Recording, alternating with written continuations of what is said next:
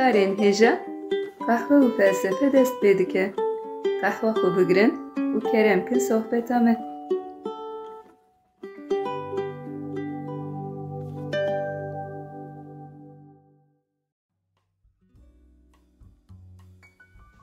Merhaba guhdarên hêja, bi beşeke nû a qehwe felsefeyê em careke din li pêşberî we ne. Merhaba guhdarên hêja, me dîsa qehwa xwe hazir kir û bi bernameyeke nû em dîsa li pêşberî we ne.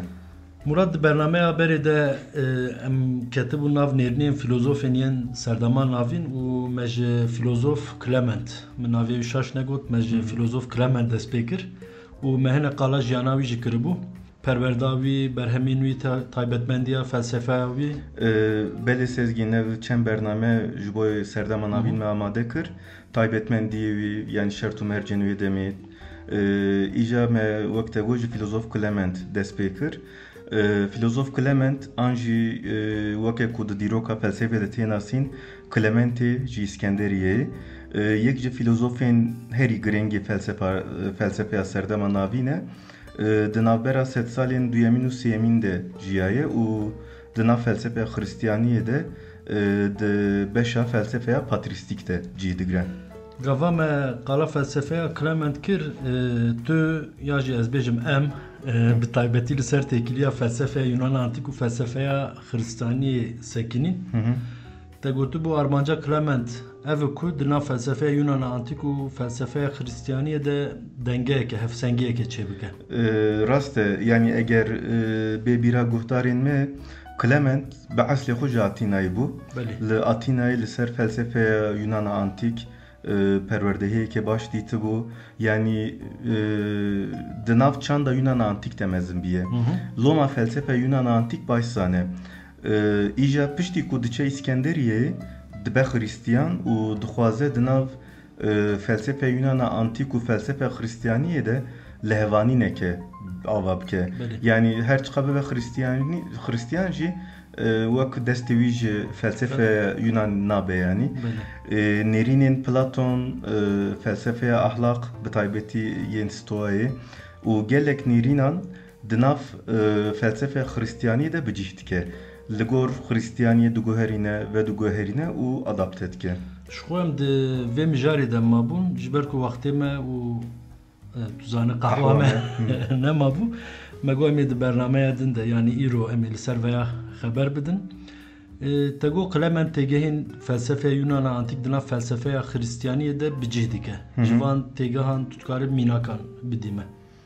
Ya ji van têgehan yani yên sereke dixwazim ji du têgeh hene el ser wan bisekinim yana yani ji gişa nikarim mînak bidim.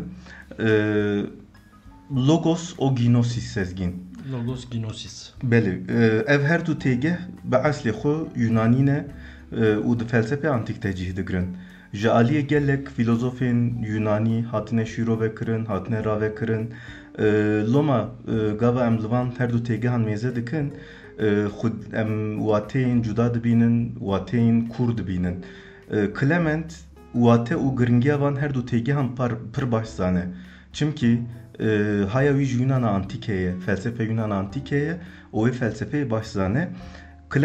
Clement van têgehan digire li gor Xristiyaniyê ji nû ve şîrove dike û di felsefeya xwe de bikartîne. Lê her çiqas ev têgeh li gor Xristiyaniyê hatibin guhertin jî gava em li felsefeya Clement dinêrin em dibînin ku hîn ji wateya xwe ya bingehîn diparêzin. Yani bi temamî Clement bi temamî van têgeha ji felsefeya Yunan antik ve neqetandiye. Wateya wana bingehîn parastiye.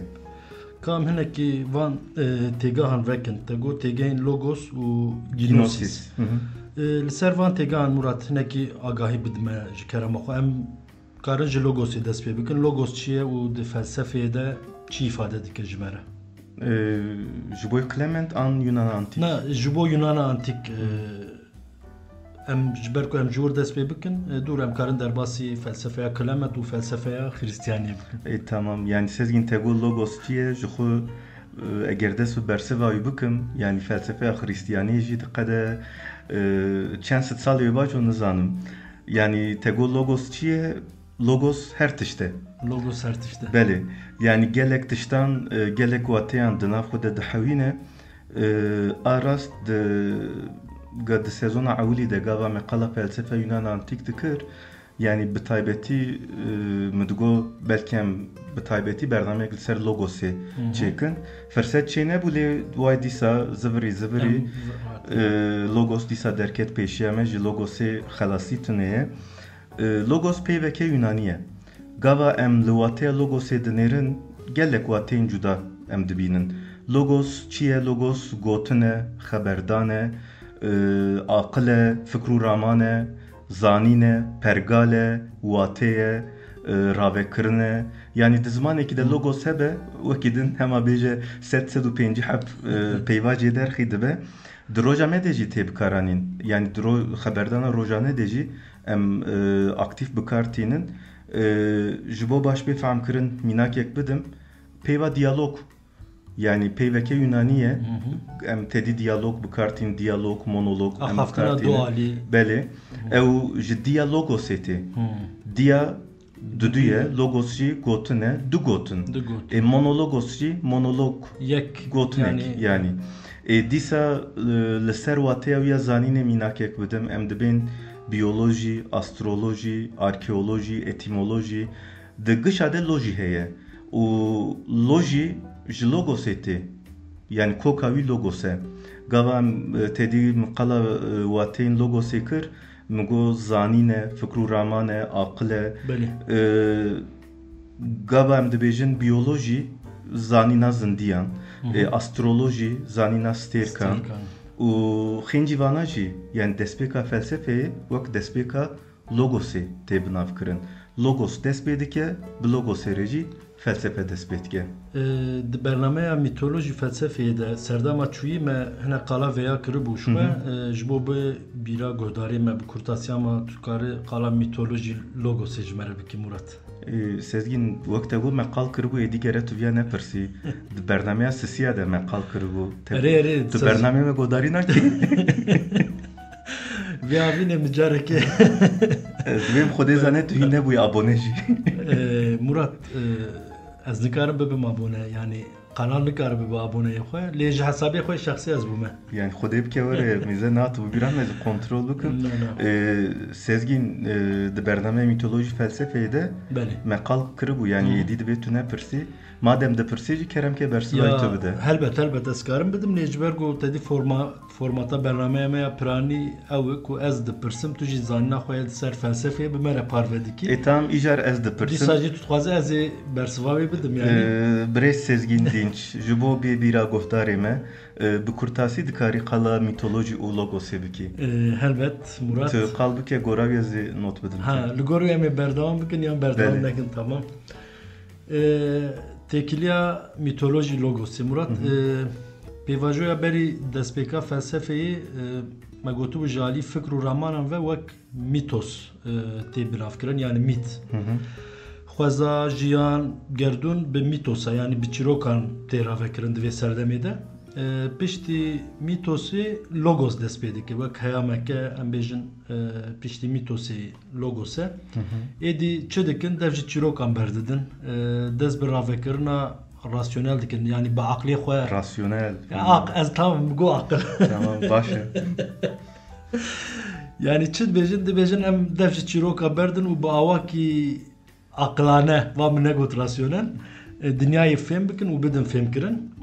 Ji xwe bi vîya felsefe dest pê dike yani piştî mîtosê pêvajoya logosê dest pê dike û ev jî destpêka felsefeyê yani ji alî hişmendî ve logos ji mîtosê em karin bêjin asteke bilintir ya ji qonaxa duyemîn belkî jî. Belê Sezgin. Nizanim cevaba me ket serê. Baş e îdare hema. Naspas dikim. Wek te got bi logosê re nêrîna ser jiyanê diguhere.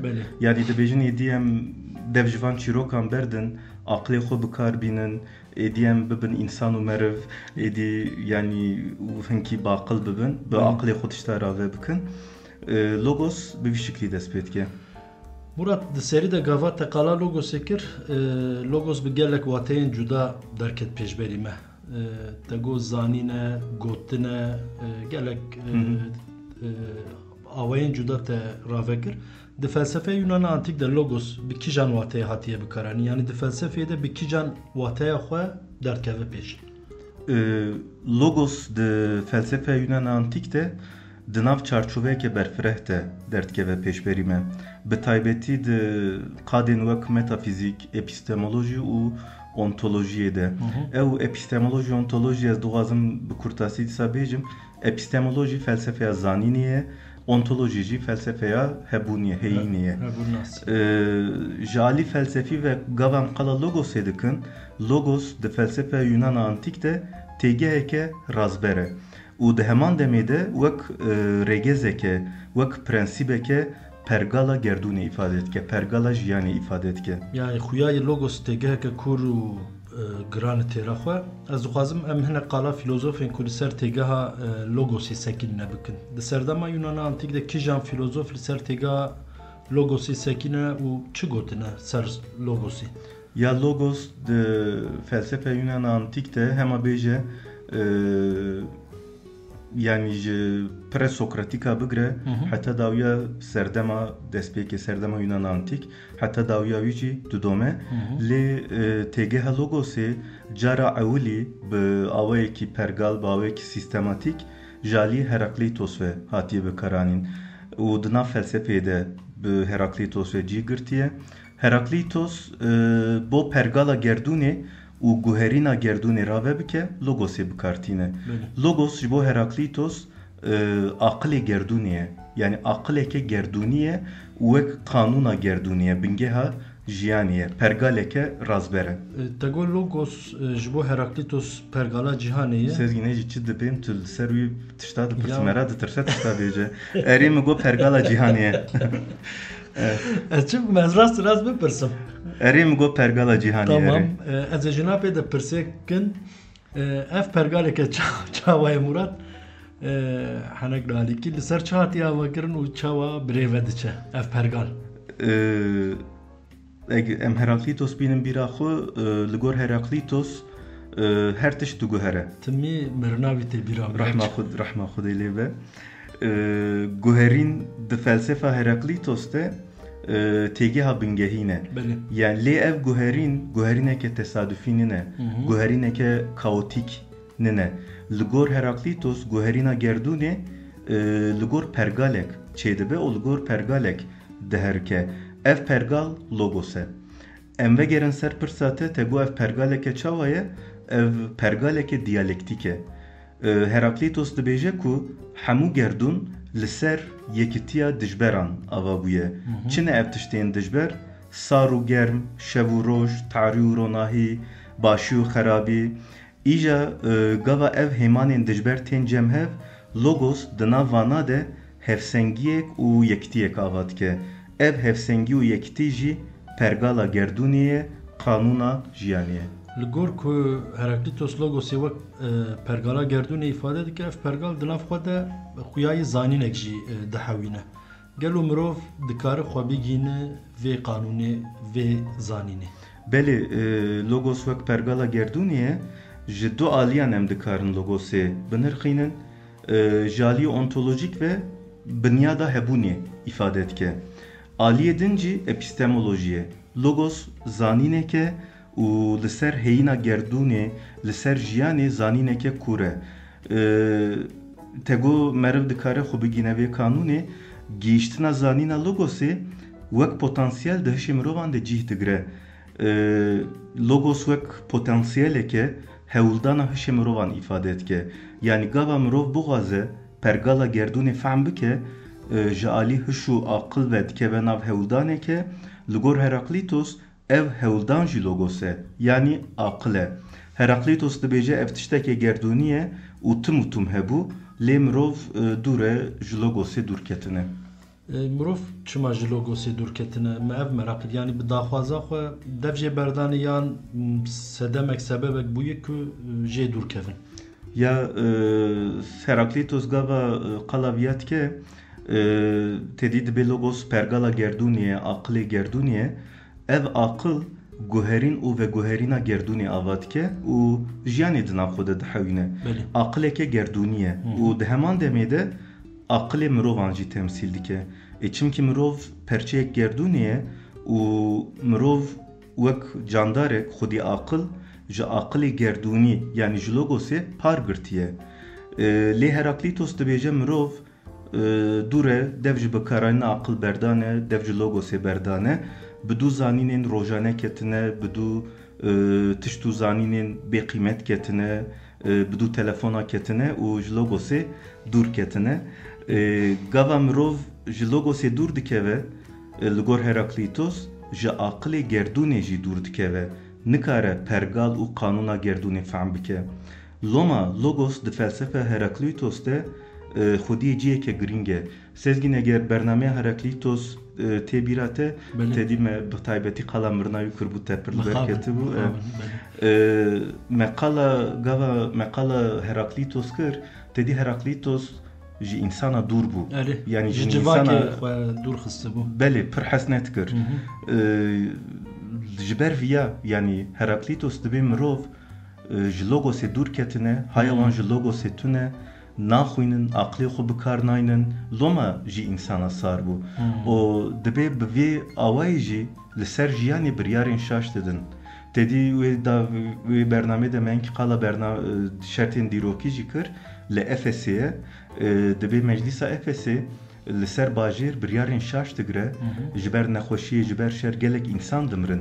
Yani ev sedema vîya jî wek kêmbûna logosê, dûrketina logosê nîşan dide. Heraklitos digo însan logosê nizanin, naxwînin, bi kurahî nafikirin, di jiyanê de biryarên şaş didin, zimanê xwe hîn nabin, bi zimanê xwe naxwînin, zimanê xwe rê gedê xwe nadin, 24 saet serê xwe ji telefonê ranakin, qelebalixê dikin. Heraklitos vana dibêje. Ya evet, rasterast vana ne digot lê gava gotinê wî şîrove bikî vana dertê. Adapte îro kir. Yani ne hewce yeko bêje viya ev viya ev sezgîn yani tiştek dibêje û pê gelek tiştan ravetke. Tedî pêşiyê me bela sebe ne gotine kese jî re herfek bese. Valla xweş gotine. Di felsefeya Yunan antîk de murat li ser mesela logosê. Wekî din kîjan fikr û raman hene ji xeynî Heraklitos? Xîncî Heraklitos dikarim qala Platon Aristoteles bikim. Lê wek Heraklitos bi kurahî nawazim bikevin navê sezgîn ji bo em zûbên ser mijara Clement. Gava em di felsefe Platon de li ciyê logosê dinêrin wek her carî dîsam îdeayan dibînin. Ji xwe di felsefe Platon de ji her quncikê îdeayek derdikeve.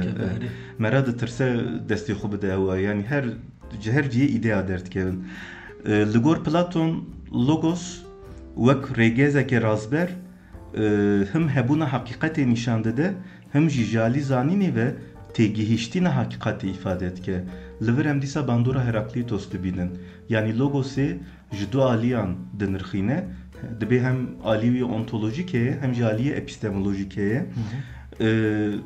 Platon ji alî ontolojîk ve heyînan dike du cî, dibe heyînên şêmberin û ê em dibînin dibîsin. Êdin jî heyînên rastîne yani îdeane. İdea heyînên aqlîne wenda nabin, ji holê ra nabin, ji mêj ve hene û hetayê hebin. Platon dibêje ji bo em bigîjin îdeayan, divê em dev ji sehekan berdin û aqlê xwe bikarbînin. Logos divê pêvajoyê de derdikeve pêşberî me. Li gor Platon amûra xwe gîhandina îdeayan logos e. Logos metoda diyalektikê bikartîne û rêya têgihîştina îdeayan li ber me vedike. Ji xwe li gor Platon jî haqiqat îdeayan e. Vê çaxê em dikarin bêjin li gor Platon logos ji aliyê zanînê ve me digihîne îdeayan yani berê me dide wan. Belê em dikarin werbêjin heta te got ji xwe. Yani rê li ber zanîne îdeayan vedike lê çend karên din jî li logosê bar dike. Li gor Platon logos binyad û pergala îdeayan ava dike. Dîsa îdea. Dibe îdea çavkaniya haqiqeta gerdûnîne, logos him pergala îdeayan ava dike, him jî rê li ber zanîna îdeayan vedike. Ana di sistema Platon de, di sistema îdeayan de, ji alî hiyerarşik ve îdeaya herî bilind, em çawa bêjin, îdeaya herî giring ideya başiyeye. Bu Yunani jeredbin agaton logos rea tegihiştina ideya başiyeye. Sezgin yajbirneke em gavam qara qlemet bikin ez ê dîsa ji te bipirsim. Merakınak mı nivîsî ez ê bîrate? Platon dibe ideya başiyê di nav ideyayan de ideya herî bilind e Belê. û herkes nikare xwe bigîne vê zanîne. û di siyaseta Platon de jî sezgîn dîsan bandora logosê dibînin. Li gor Platon filozof birêya logosê, birêbertiya logosê wê edaletê bînin cî. Esinkî qala Aristoteles jî bikim îjam derbasî Clement bin. Aristoteles logosê bi taybetî ji aliyê mantiqî ve dinirxîne. Li gor Aristoteles logos di zanista mantiqê de çawa bêjin bingeha bikaranîna aqil e. Em bi aqilê xwe zanînên nû dielimin, van zanînan di hişê xwe de bi zanînên berê re tînin cem hev û em digîjine encaman. Ev rêbaz li gor Aristoteles bi saya logosê tê bikaranîn. Di mantiqê de ew ji bo em bigîjin zanînên nû çend metod hene. Endüksiyon, dedüksiyon, analojî. Ew mînaka Sokrates heye. Ez bêjim bîbîrate dibe hemû mirov difikirin. Sokrates jî mirov e wê çaxê Sokrates jî difikire. An jî bereva jî mînak hene. Vana giş Aristoteles dibe vana giş birêya logosê em aqilê xwe bikar tînin û bi aqilê xwe digîjin logosê, logos jî van agahiyan, van zanînan tîne ber destê me. Murat arat gava min di serî de pirsa logosê kir min texmîn nedikir di felsefeya Yunana antîk de ew qas têgeheke kûr û têra xwe girîng e. Sezgin yani tu texmîn nakî çima dipirsî yani Ji xwe min texmîn bikira min nedipirsî. Tu qet nabêjî vê mijarê kûr e, dirêj e, Murat dibetile, nabetile. Dûre gava qal dikim tu dibê min texmîn nekiribuwa xas dirêj e. Wê çaxê pêşî de tiştê kim bipirse? Yani nizanim herîkbariya bernameyê ev nizam Murat yani Tamam. min texmîn bikira ji xwe bername çê nedibû. Hinkî tiştê kim bipirse? Tamam. Lê Murat ev kûrbûn û girîngbûn yani ev agahiyên li ser Yunan antik ez bên baş bûn çimkî bêyî ku em Yunan antik zanibin em nikarin nêrînên Clement yên li ser logosê jî fêm bikin. Ez dibê mîcar em dest bi Clement bikin. Di felsefeya Yunan antik de logos çi ye, çawa hatî nirxandin me ji te guhdarî kir îca em vegerin ser filozof Clement. Têgeha logosê bo wî, bo Clement çi îfade dike? Di beşa berê de sezgîn me hinek qala Clement kiribû. Clement felsefeya Yunana antik başzane û vana li gor felsefeya Xristiyaniyê, li gor taybetmendiya Xristiyaniyê me got dinirxîne û vediguherîne. Clement têgeha logosê jî bi vî şiklî dinirxîne. Logos di felsefeya Yunana de çi îfade dike, çawa hatî şîrovekirin, filozofên Yunanê li ser çi gotine, Clement pir baş zane. Girîngî û kurahiya logosê baş fehm kiriye. Loma dixwaze têgeheke wek logosê di felsefeya Xristiyanî de jî cih bigire û pê bingeha felsefeya Xristiyaniyê xurttir bike. Ji xwe di bernameya ewîlê a Clement de te qala hewdanên Clement kiribû te gotibû dixwaze felsefeya Yunana antik û felsefeya Xristiyaniyê bîne cem hev û bi vî awayî bo felsefeya Xristiyaniyê bingeheke entelektüel ava bike belkî jî sentezek ava bike. Belê bi vî awayî dixwaze bala kesên zana, xwenede û entelektüelan bikişîne û berê wan bide Xristiyaniyê. Clement wek filozofekî serdema navîn û filozofekî Xristiyan logosê çawa şîrove dike, çawa pênase dike û çawa vediguherîne. Clement têgeha logosê di çarçoveya felsefeya Xristiyaniyê û felsefeya Yunana antik de dinirxîne. Yani ji bo Clement aliyekî logosê teolojîk e, aliyekî wî jî felsefî ye. Logos di felsefeya Clement de li gor van taybetmendiyan diguhere û dibe nîşaneya hêza Xwedê. Lê ev hêz bi taybetî hêza afrandinê ye. Yani hêza destpêka gerdûnê û jiyanê ye. Logos ji alî Clement ve wek destpêka jiyanê tê sembolîze kirin û ev jî rasterast Xwedê nîşan dide.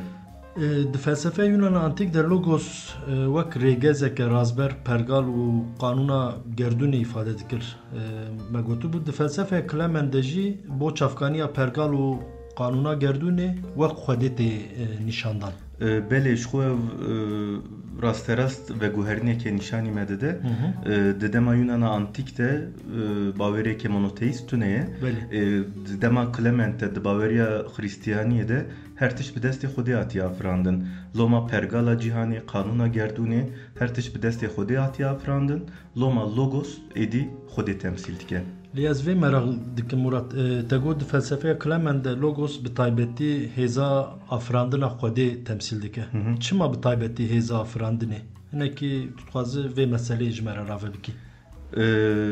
Ji bo vê meselê rave bikim, dixwazim ji İncîla Yuhanna mînakek bidim sezgîn. İncîla Yuhanna wek tu zanî yek ji pirtûkên pîrozên Xristiyanan e û wîsa dest pê dike. En archino logos bi Yunanî yanî berê gotin hebû. Berê logos hebû. Ev hevok ji alî nivîskaran de edebiyatê de wana pir tê bikaranîn. Lê hevokeke ew e, yanî dibe gotin hebû, gotin wek edebiyatê tîne bîra me ra, lê tiştê divira de qal dike gotin ne gotineke em bêjin nivîskiye edebiye, yanî rasterast qala Xwedê dike. Gotinên Xwedê dike. Gotinên Xwedê dike. Berê gotin hebû, berê gotin çi ye? Logos e. Ji xwe di hevokê orjînal de jî en archino logos derbas dibe. û di vê hevokê de belkî bala te kişand dibe têgeha arkê jî derbas dibe. Archino. Yanî dibêje arke logos e. Arke em ji bernameyên berê bînin bîra xwe di felsefa Yunana antik de çavkaniya jiyanê ye. Her tişt jê çê dibe, lê ew ji tu tiştî çê nabe. Ji mêj ve heye û wê tim û tim hebe. û hebûna arkeyê girêdayî tu tiştî nine. Gava di Xristiyaniyê de an jî dînên semavî de em li taybetmendiyên Xwedê dinêrin, rasterast van taybetmendiya derdkeve pêşberî me. Hebûna wî, mezinbûna wî, tedî dibên ji mêj ve hebû, wê tim hebe, wê tu car ji holê ranebe. Yanî gava em li vana dinêrin taybetmendiyên arkeyê êdî Clement li Xwedê bar dike. Rasterast van taybetmendiyan em dibînin logos wek gotina Xwedê hêza afirandina Xwedê temsîl dike û dibe arkeya jiyanê. Yanî li gor Xristiyaniyê logos arkeya gerdûnî ye, logos di heman demê de gotina Xwedê ye, hêza Xwedê ye. Loma di felsefeya Xristiyaniyê de çavkaniya gerdûn û jiyanê jî ji arkeyê vediguhere û dibe Xwedê. Birastî veguherîneke mezin û girîng e, yanî wek destpêka serdemeke nû, hişmendiyeke nû îfade dike. Belê, li ser hevoka berê logos hebû. Hinek din jî dixwazim bisekinim. Li vir eger bala te kişand dibe sezgîn, rasterast nabêje Xwedê ji berê de hebû. Dibêje logos ji berê de hebû. Gotina Xwedê ji berê de hebû. Viya em dikarin ji du alî ve şîrove bikin. Destûra şîroveyê heye, ez şîrove bikim. Hindik mabû min ê gotu kerem keseyda. Keremdar ve viya em dikarin ji du alî ve şîrove bikin. Ji aliyekê ve hêza Xwedê nîşan dide, ji aliyekê ve jî taybetmendiya hebûna wî. Hêza Xwedê çawa nîşan dide, dibêje ji berê ve logos hebû û arke logos bû. Yanî her tişt bi gotineke Xwedê dest pê kir. Xwedê dikare tenê bi gotineke her tiştî ji tu nebûnê biafirîne û dîsa bi gotineke her tiştî ji meydanê rake. Tedî di hin baweriya de di çawa em bêjin di hinek qewlên êzîdî û aleviyan de jî yan dibên bi gotinekî her tiştî afirand, bi gotinekî heftê û du milletan, heftê û du aleman afirand. Ev gotin ev gotine. Got û bû tiştek ayetek nizan dibe. Ew nizanim em di qewlê aleviyan de pir derbas dibe wek got kün û heftê û du alem ji tu nebûnê afirand. Taybetmendiya hebûna wî jî dîsa bi logosê tê îfade kirin. Dibêje logos ji berê de hebû, beri gerdune, beri her tişti logos yani gotuna Xwedê hebu. Yani viya mera çawa dikare şîrove bike Xwedê ji berî ve ji mêj ve hebû. Hebûna wî bi zemanekî bi krîtera zemanekî nayê îfade kirin. Yani tim û tim hebû. Her tim hebû. Clement di felsefeya xwe de dixwaze di nav felsefeya Xristiyanî û felsefeya Yunana antîk de hevsengiyeke, dengeyeke çêbike. Em bi veguherîna têgehan feya dibînin. Belê. Gava em li felsefeya Clement dinêrin di şîrovaya wî ya li ser logosî wek gîdin em kîjan şopeyên felsefeya Yunan antîk dibînin Murat? Clement nirxandina logosê de herî zêde di bandora Platon de maye. Aras ne tenê Clement filozofên serdema patristik di serdema ewliya felsefa Xristiyaniyê de hema bêje filozof piranî li ser şopa Platon çûne. Gava meqala nêrînên Platon yên li ser logosê kir tedî sezgîn min gotibû ez ê ji te bipirsim. Belê. Ez ê çi bipirsim? Ew çi bû? Te got min nivîsî Kaxedê min nizan. Ez bêjim dîsa. Gava meqala nêrînên Platon yên ser logosê kir tedî min got logos ji bo Platon amûra xwe gîhandina heqîqetê ye. Ev heqîqet jî li gor Platon zanîna îdeayan e. Li gor Platon di nav îdeayan de îdeaya herî bilind îdeaya başiyê bû ne wer sezgîn hat bîrate. Belê. û rastiya yekane, heqîqeta yekane îdeaya başiyê ye. Ev sistem di felsefeya Clement de vediguhere. Clement di felsefeya xwe de îdeaya başiyê radike û dêrva îdeaya başiyê wek heqîqeta herî mezin û yekane Xwedê nîşan dide. Logos wek sistema Platon di felsefeya Clement de jî amûra xwe gîhandina heqîqetê ye. Yani Clement dibêje mirov bi rêya logosê dikare Xwedê nas bike û bigîje heqîqetê. Eger em bi hevokên Clement bêjin, Clement dibêje logos ji bo mirovan mamoste û rêberekî ye.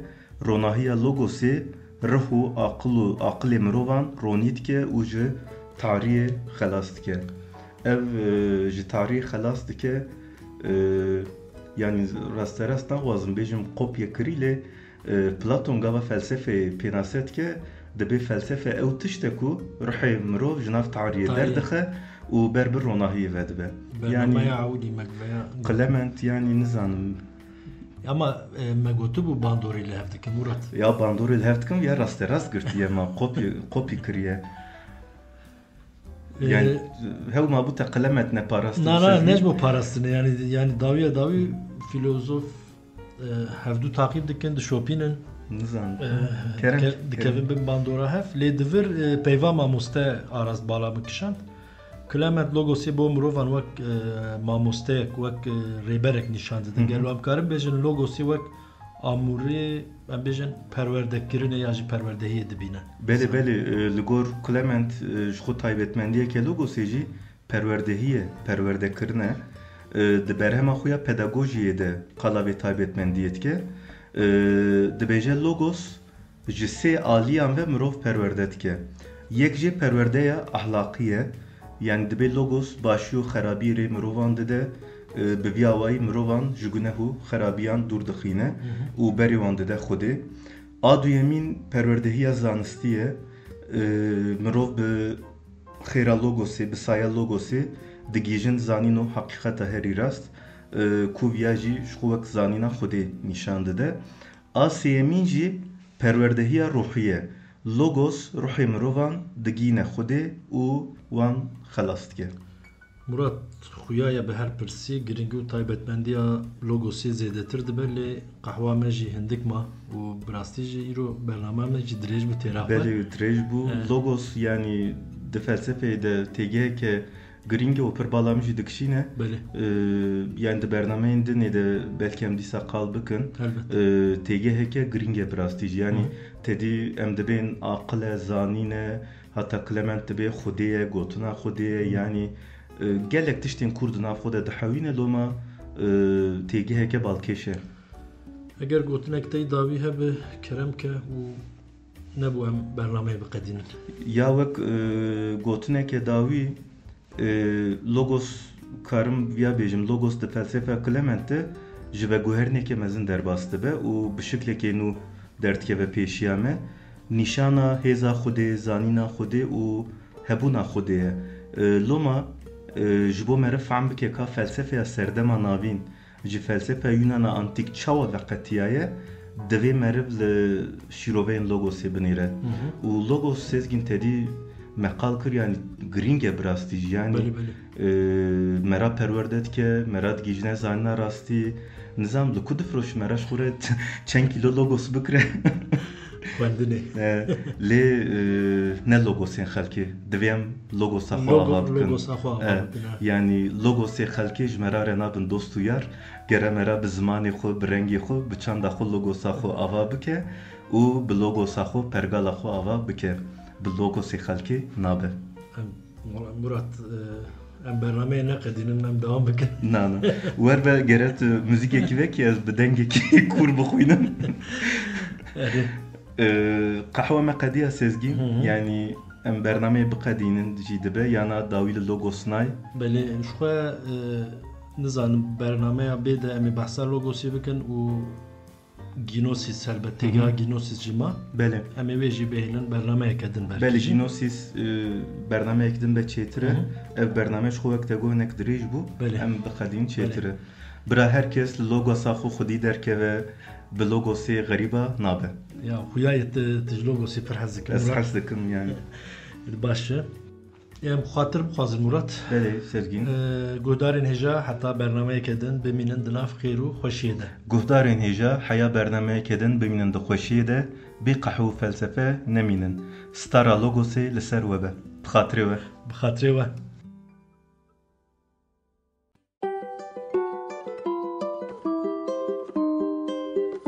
Qehwe û felsefe